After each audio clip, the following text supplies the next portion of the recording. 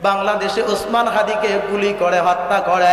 ও মুসলমান, এই রকম জুলুম আর নির্যাতন করে যে ব্যক্তিটা আমার আল্লাহরে মানে না, ওই ব্যক্তিটা মানুষকে খুন করতে দ্বিধাবোধ করে না। ঠিক কিনা বলেন?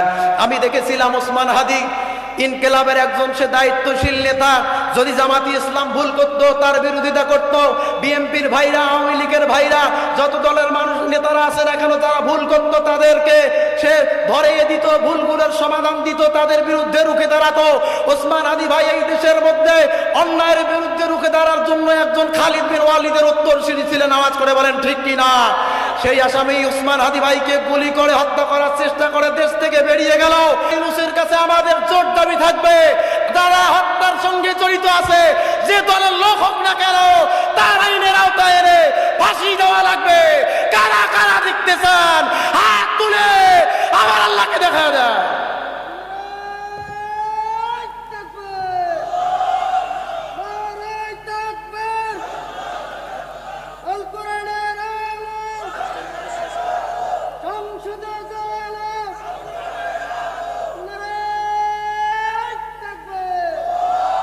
আল্লাহ কবুল আর মঞ্জুর করুন, জোরে বলেন আমিন। এবার 2 নাম্বার দাবি মঞ্জুর হয়ে গেল। ইবলিস বলে, আল্লাহ কিয়ামত পর্যন্ত দুনিয়ার মধ্যে থাকবো, আমার অনুসারীরা থাকবে, তাদের জন্য ধন সম্পদ, টাকা পয়সা, খাওয়া দাওয়ার অভাব না থাকে। ও মুসলমান, অনেক নামাজি ইমানদার আছে, মাঝে মধ্যে ডাক দিয়া বলে, হুজুর আমরা নামাজ পড়ি, মানুষের বাড়িতে কাজ করে খাই, কিন্তু আমাদের অভাব তো দূর হয় না। ও ভাই, আপনারা যারা বলেন অভাব দূর হয় না, ও মুসলমান, আল্লাহর হাবিব এই পৃথিবীর মধ্যে শ্রেষ্ঠত্ব দান দিয়া, শ্রেষ্ঠত্ব বানায়া এই পৃথিবীর মধ্যে আল্লাহর হাবিবকে আমার আল্লাহ প্রেরণ করেছেন। সেই হাবিব মুহাম্মদুর রাসূলুল্লাহ পৃথিবীর মধ্যে অবতরণ হলেন, সেই রাহমাতুল লিল আলামিন। তেনার সম্পদ দুনিয়ার মধ্যে নাই, তেনার বড় সম্পদ নবীজি দুনিয়ার মধ্যে রেখে গেলেন। আওয়াজ করে বলুন না, সেই সম্পদের নাম কি? আল্লাহর কোরআন দুনিয়ায় রেখে গেলেন। আল্লাহ একজন অমুসলিমকেও খাওয়ায়, হিন্দু ভাইরেও খাওয়ায়, একজন মুনাফিককেও খাওয়ায়, একজন বৌদ্ধ ভাইকেও খাওয়ায়, একজন সুদখোর, ঘুষখোর, জিনাখোর, অশ্লীলতার কাজকারী ব্যক্তিকেও আমার আল্লাহ রব্বুল আলামিন খাওয়াইতে থাকে। আল্লাহ তাদের রিজিক বন্ধ করেন না। আমরা সূরাতুল ফাতিহা প্রতিদিন তেলাওয়াত করি। আমার সঙ্গে বলুন, আর রহমানির রহিম। এইখানে 2টা শব্দ আছে, রহমান একটা শব্দ, রহিম একটা শব্দ। মুসলমানরা, মুফাসসিরিন ইকরাম বলেন, রহমান তো ওই আল্লাহর নাম যে ব্যক্তি আমার আল্লাহরে ডাকে, যে ব্যক্তি আমার আল্লাহরে ডাকে না। হিন্দু, বৌদ্ধ, খ্রিস্টান, অমুসলিম যত ধরনের মানুষ আছে যারা আমার আল্লাহর ইবাদত করে না, সমস্ত মানুষদেরকে আমার আল্লাহ রহমান নামের ওসিলায় রিজিকের বরাদ্দ করে দেন। সুবহানাল্লাহ। আর রহিম তাকেই বলা হয়। মুফাসসিরিন ইকরাম বলেন, রহিম তো ওই আল্লাহর নাম শুধুমাত্র, কেবলমাত্র যে মানুষগুলো আল্লাহ পাক রব্বুল আলামিনকে খুশি এবং রাজি করার জন্য জীবন পরিচালনা করে, কেবলমাত্র শুধুমাত্র আমার আল্লাহ রব্বুল আলামিন তাদের জন্য হলো রহিম, তাদের জন্য হলো রহিম। আওয়াজ করে বলা যায় নাকি সুবহানাল্লাহ? 3টা দাবি যখন মঞ্জুর হয়ে গেল, ইবলিস আল্লাহর সামনে দাঁড়ায়া বললেন, ক্বালা ফাবিইজ্জাতিকা লাউযিয়ান্নাহুম আজমাইন।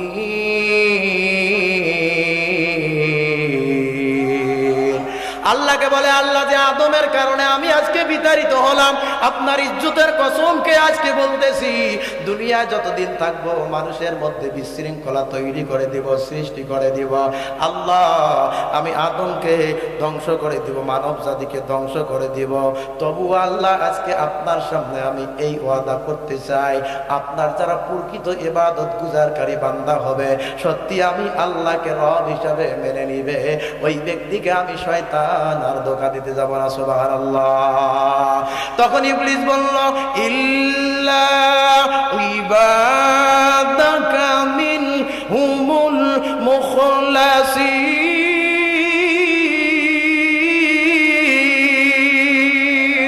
তখন ইবলিস আল্লাহর সামনে ওয়াদা করল, রব্বুল আলামিন আপনার সামনে আজকে ওয়াদা করলাম গো আল্লাহ, আমি আপনার প্রকৃত ইখলাস ওয়ালা মুখলেস বান্দা, প্রকৃত বান্দা যারা হবে আপনার কেবলমাত্র শুধু গোলামি করবে, আমি তাদেরকে ধোঁকা দিতে যাব না। যারা আপনার গোলামি করবে না তাদেরকে ধোঁকা দিতে যাব। এই জন্য মুসলমান একজনের গোলামি করবে, আওয়াজ করে বলুন না তিনি কে? মালিক ইবনে দিনার রাহমাতুল্লাহ আলাইহি আল্লাহর ওলি মানুষ, সুবহানাল্লাহ বলেন। মাযহাবের দ্বিতীয় নাম্বার ইমাম মালিক ইবনে দিনার রাহমাতুল্লাহ আলাইহি তিনি প্রতিদিন কবরস্থানের পাশে গিয়ে দাঁড়াইতেন, কিছু সূরা কিরাত তেলাওয়াত করতেন কবরওয়ালা ব্যক্তিদের রূহে সানির জন্য। মালিক ইবনে দিনার কবরওয়ালা ব্যক্তিগুলোর কবরের পাশে দাঁড়ায়া তাদের রূহের মাগফিরাতের জন্য, ইসালে সওয়াবের জন্য, ইসালে সওয়াব অর্থ হলো সওয়াব পৌঁছানো। মালিক ইবনে দিনার প্রত্যেকটা দিন কোরআনুল কারীম তেলাওয়াত করত কবরের পাশে দাঁড়ায়া, আর আল্লাহরে বলতো, আল্লাহ এই কবরস্থানে যত মানুষ শায়িত আছে এই তেলাওয়াতের উসিলায় সবাইকে আপনি জান্নাতের মাকাম দান করে দেন, সুবহানাল্লাহ। মালিক ইবনে দিনার প্রতিদিন তেলাওয়াত করে। একদিন মালিক ইবনে দিনার রাহমাতুল্লাহ আলাইহি চক্ষুটা বন্ধ করে দিয়া মালিকের স্মরণ করার পরে আল্লাহর ওলি মানুষ তিনি কবরস্থানের দিকে লক্ষ্য করে দেখে তিনি যে প্রতিদিন ইসালে সওয়াব করে, কবরের পাশে দাঁড়ায়া কোরআনুল কারীম তেলাওয়াত করে। মালিক ইবনে দিনার চক্ষুটা বন্ধ করে তিনি দেখতে চাচ্ছেন যে আমার নেকিগুলো কিভাবে বন্টন হয়ে যায়। মালিক ইবনে দিনার রাহমাতুল্লাহ আলাইহি তিনি বলেন, আমি আমার চক্ষুকে বন্ধ করে দেখি কবরওয়ালা ব্যক্তির সমস্ত কবরওয়ালা রূহগুলো আমার সামনে উপস্থিত হয়, আমার নেকিগুলো সবাই নিয়ে নিয়ে তাদের যথাযথ স্থানে পৌঁছায় যাচ্ছে, সুবহানাল্লাহ। কিন্তু বড় কথা হলো মালিক ইবনে দিনার রাহমাতুল্লাহ আলাইহি বলেন, ওরে দুনিয়াবাসী, ও পদ্মার অন্তরালের মা বোনেরা, গভীর মনোযোগ। মালিক ইবনে দিনার রাহমাতুল্লাহ আলাইহি তিনি দেখতে পায় তেনার ইসালে সওয়াব আর তেলাওয়াতের কারণে এই নেকিগুলো কবরওয়ালা ব্যক্তিগুলোর কবর থেকে রূহ এসে নেকিগুলো নিয়ে যায়, কিন্তু একজন মহিলা মানুষ তিনি তার কবর থেকে উঠে না, তিনি তার কবর থেকে উদিত হয় না, উঠে না, নেকি নেওয়ার জন্য আসে না। মালিক ইবনে দিনার একটু এই ব্যাপারে চিন্তিত ছিলেন, মনে মনে ভাবেন এই মহিলাকে আমার নেকি নেওয়ার জন্য সবাই কাছে আসে, কিন্তু এই মহিলা আসে না কেন? কয়েকদিন পরে মালিক ইবনে দিনার রাহমাতুল্লাহ আলাইহি তিনি আবার ওই কবরের পাশে দাঁড়ায়া আল্লাহর কালাম কবরওয়ালা ব্যক্তির রূহে সানির জন্য, কবরওয়ালা ব্যক্তির ইসালের সওয়াব দেওয়ার জন্য, তেলাওয়াতের নেকি তাদের রূহ মুবারকে পৌঁছার জন্য মালিক ইবনে দিনার কয়েকদিন পরে আবার কবরের পাশে দাঁড়ায় গেছে, কবরের স্থানের পাশে। মালিক ইবনে দিনার রাহমাতুল্লাহ আলাইহি বলেন, আমি লক্ষ্য করে দেখি যে মহিলাটা নেকি নেওয়ার জন্য আসতো না, সেই মহিলাটা আজকে সবার আগে নেকি নেওয়ার জন্য আমি মালিক ইবনে দিনারের সামনে হাজির হয়ে গেছে, সুবহানাল্লাহ। আওয়াজ করে বলুন না সুবহানাল্লাহ। দুহাত তুলে বলেন আল্লাহু আকবার। মালিক ইবনে দিনার ওই মাকে জিজ্ঞাসা করলো, মা আমি প্রতিদিন যখন কবরস্থানের পাশে দাঁড়ায় ইসালে সওয়াব করে কোরআন তেলাওয়াত করি, এই নেকিগুলো নেওয়ার জন্য কবরওয়ালা রূহগুলো আমার সামনে এসে হাজির হয়। ও মা, আমি আপনারে দেখতে পাই আপনি কবর থেকে উঠেন না। ও মা, আজকে কেন জানি আপনি আমার সামনে উঠে আসলেন, কারণটা কি? ওই মা ডাক দিয়া বলে, ও হুজুর, আপনি জানলে বড় অবাক হয়ে যাবেন, আমি কেন আমার কবর থেকে উঠে নেকি নেওয়ার জন্য আপনার কাছে আসি নাই হুজুর। আপনি জানেন না, আমার একটা সন্তান দুনিয়ার মধ্যে ছিল, সে ব্যবসা করত, কিন্তু আমার সন্তানটা ছিল হাফেজ কোরআন। আমার সন্তান ব্যবসাও করত, কোরআনুল কারীম তেলাওয়াত করত। আমার সন্তান রাস্তা হাঁটত, কোরআনুল কারীম তেলাওয়াত করত।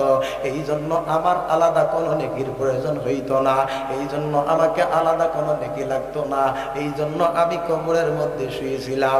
আজকে কয়েকদিন আগে গো হুজুর, আমার হাফেজে কোরআন সন্তানটা ব্যবসা করত, প্রতিদিন যার তেলাওয়াতের কারণে কবরের মধ্যে শুয়ে যার সওয়াব ভোগ করে জান্নাতের নিয়ামত খাইতাম, কিন্তু আমার ওই হাফেজে কোরআন সন্তানটা আজ থেকে প্রায় কয়েকদিন আগে দুনিয়া থেকে বিদায় নিয়ে চলে যায়। ও হুজুর, আমার সন্তান তো আর কোরআনুল কারীম তেলাওয়াত করে না। নবী ও হুজুর, যেহেতু আমার সন্তান কোরআন তেলাওয়াত করে না, আর নেকিও আমার কবরে আসে না, সন্তানও মারা গেছে, আমার নেকির দরজাটাও বন্ধ হয়েছে হুজুর। এই জন্য আজকে নেকি নেওয়ার জন্য আপনার সামনে হাজির হয়েছি। আওয়াজ করে বলুন না সুবহানাল্লাহ।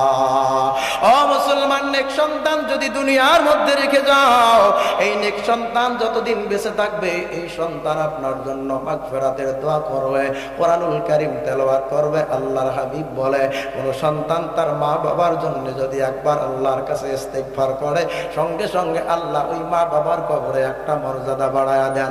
সাহাবীরা বলে, ইয়া রাসূলুল্লাহ, কোন সন্তান যদি তার মা বাবার জন্য 100 বার ইস্তিগফার করে, আল্লাহর হাবিব জানায়া দেন, 100 বার ইস্তিগফার যদি করে কোন সন্তান তার মা বাবার জন্য, আমার আল্লাহ ওই মা বাবার কবরে 100টা মর্যাদা বাড়ায়া দিবেন। আওয়াজ করে বলুন না সুবহানাল্লাহ। এই জন্য সন্তানদেরকে কোরআনওয়ালা বানানোর দরকার, বলেন আছে না নাই? ও মুসলমান, নেককার সন্তান রেখে যাবেন, আপনার জন্য কোরআনুল কারীম তেলাওয়াত করবে, যতদিন তেলাওয়াত করবে সওয়াব কবরে যাবে। বলেছেন, বলেন কে? ও মুসলমান, আপনি হাফিজ কোরআনের ছাত্রদের খাবারের ব্যবস্থা করবেন, বিছানার ব্যবস্থা করবেন, থাকার ব্যবস্থা করবেন, টিউবওয়েলের ব্যবস্থা করবেন, পোশাকের ব্যবস্থা করবেন, তাদের সুখ সুবিধার জন্য ব্যবস্থা করবেন। আল্লাহ আপনার জন্য জান্নাতের ব্যবস্থা করে দিবেন। আওয়াজ করে বলুন না সুবহানাল্লাহ। যে আল্লাহকে খুশি করতে গেলে নেককার সন্তান দুনিয়ায় রেখে যেতে হয়, কোরআনওয়ালা মানুষের খেদমত করতে হয়, আর সওয়াব কবরে থেকে 7 ভাগ করা যায়। সেই আল্লাহর হুকুম আমরা মানতে চাই কি চাই না? কারা কারা মানতে চান একটু হাতটা আলগা করে আল্লাহকে দেখায়া দেন। লিল্লাহি তাকবীর। হাত নামান, আল্লাহ পাক কবুল আর মঞ্জুর করুন। জোরে বলেন আমিন।